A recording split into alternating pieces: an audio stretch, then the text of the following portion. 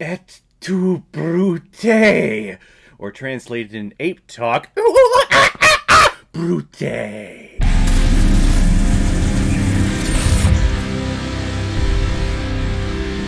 Dawn of the Planet of the Apes, released in 2014 and is directed by Matt Reeves, who's also directed such films like Cloverfield, Let Me In, and The Batman. And this film is starring Andy Serkis, Jason Clarke, Gary Oldman, Kerry Russell, Toby Kebbell, and Cody SMIT-MCPHEE. It has been 10 years since the events of Rise of the Planet of the Apes, when Caesar broke all of his ape friends free from captivity, and they have been living in the woods of San Francisco ever since. But the apes discovered that the human race has not been extinct completely, and the humans are trying to infiltrate the woods so that they can find a local power source to generate electricity for their nearby town. And the leader of these apes, Caesar, seems to be more open-minded to listening to them and to assist them to establish a kind of peace between humans and apes, while Caesar's right-hand man, Copa, does not trust the humans and wants to kill them all. So Copa hatches a Shakespearean-like scheme to frame the humans for murdering Caesar and starting the Great War between humans and apes. And I use that term Shakespearean in my plot synopsis because this film,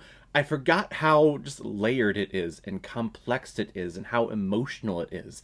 This is a Shakespearean tale where we have some type of king or some type of royal person, and that is Caesar, and they have this brother, this person that they absolutely love in Copa, and they see eye to eye except for this one thing, but that one thing is something that Copa just can't let go, and because Caesar is more open-minded to accepting the humans and establishing a peace with the humans, that one thing just crumbles the entire relationship and love that Copa has for Caesar. So there's murder, there's betrayal, there is fighting going on. This is a Shakespearean tragedy, and it's done with CGI apes.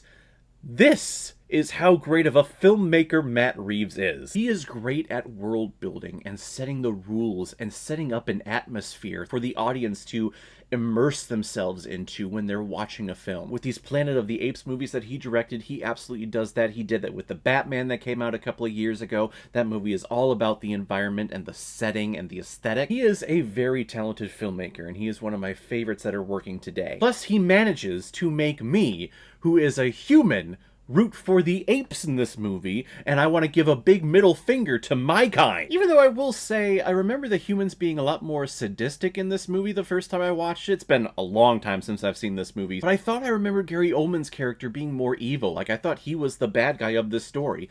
He's definitely not. He's just the leader of this human clan, the leader of this little city that they've established, and he's just trying to defend them. He's not really going after the apes. Yes, he's sending people off to the armory to get all the guns and all the bullets so that they can defend themselves, but he's not like, oh, those damn dirty apes, we need to get them. He's not that at all. He just wants that dam up where the apes are living, up in the woods. He just wants that dam to generate power for his people. I don't think he gives a damn whether the apes live or not. He just wants to be left alone and that his people are alive, which also just reminds me about all of the multiple layers that every single one of these characters have. Again, great direction from Matt Reeves. But this is not just a flat surface, basic sci-fi film where we have two sides of an argument disagreeing with each other, and oh, you're an ape, so I hate you, and then the apes are like, oh, you're a human, so I hate you. There's so many more layers. Copa is not just hating the humans because they're humans. He has scars. He has reminders all over his body about the cruelty of humans, and because that cruelty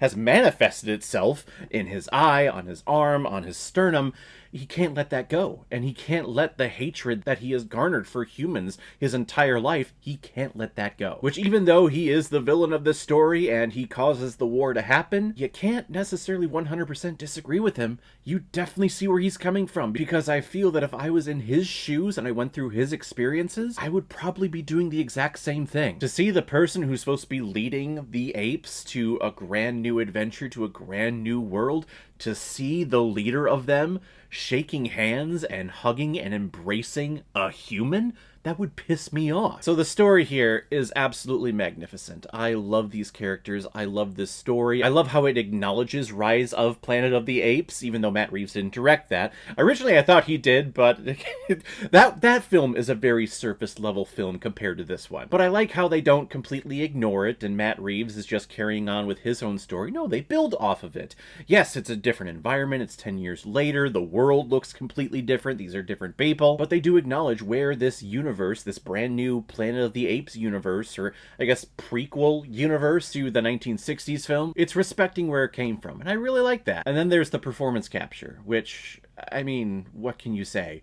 It's gorgeous. It is beautiful. It looks absolutely real 99.9% of the time. These look like real apes running around. Tony Kebbell and Andy Serkis, the mannerisms, the way that they use their body to act like apes. I believe that apes act like this.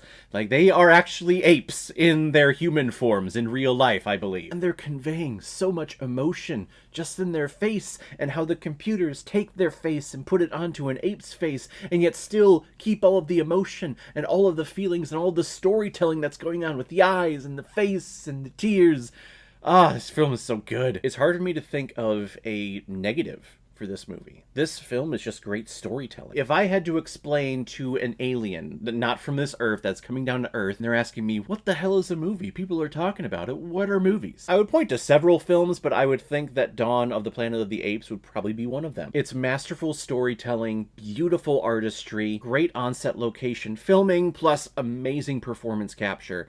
This film is fantastic. The only negative, and this like nitpicking of nitpicking. The only thing that really had me questioning things is that Kerry Russell's character is supposed to be a surgeon of some kind, or she's supposed to be in the medical field somehow. And she keeps saying, like, I have medicine, I can operate, we need to operate now, or it's going to be too late. And then the camera cuts to the aftermath of said things, and then we just see Kerry Russell walking around with blood-soaked hands, and that's it. Like, we never actually see her character do any of the medical things. All she does just comes out like, I have medicine, I can help, I'm a surgeon, I can do the surgery, but we need to do it now, and then supposedly she does it. That's the only thing. Dawn of the Planet of the Apes is tremendous. I don't think you need to see Rise before you watch this film. The opening credits of this movie explains it all. After the COVID-19 pandemic that we had in 2020, I was watching this, I was like, oh, I should have reviewed this back in 2020 when I was looking for, you know, things, topical films to be watching. This whole first 2-3 minutes introduction, this is what we lived through a couple of years ago. But Dawn of the Planet of the Apes is a wonderful film, and we're going to be checking out the sequel to this one, War for the Planet of the Apes, also directed by Matt Reeves, next time, all leading up to the release of the brand new Planet of the Apes movie, Kingdom of the Planet of the Apes, which supposedly takes place 300 years after this whole prequel trilogy that Matt Reeves did. So, no more Caesar, and I don't think we're getting Andy Serkis back, but for now, we have them in this movie, and it's magnificent. I'm going to give Dawn of the Planet of the Apes 5 out of 5 Blu-rays. I think I see blue. He looks glorious. So guys, if you've seen Dawn of the Planet of the Apes, what did you think about it? Or if you've never seen it before and you stumbled across it because of this video, then comment below and let me know what you thought about it. And as always, if you like what you see here, if you like my take on movies, then hit the subscribe button and make sure you hit that bell. See you the next time I release my next movie review. So guys, I will see you next time on the channel, but in the meantime, be well, be good to each other, and go watch a movie. Take care, guys.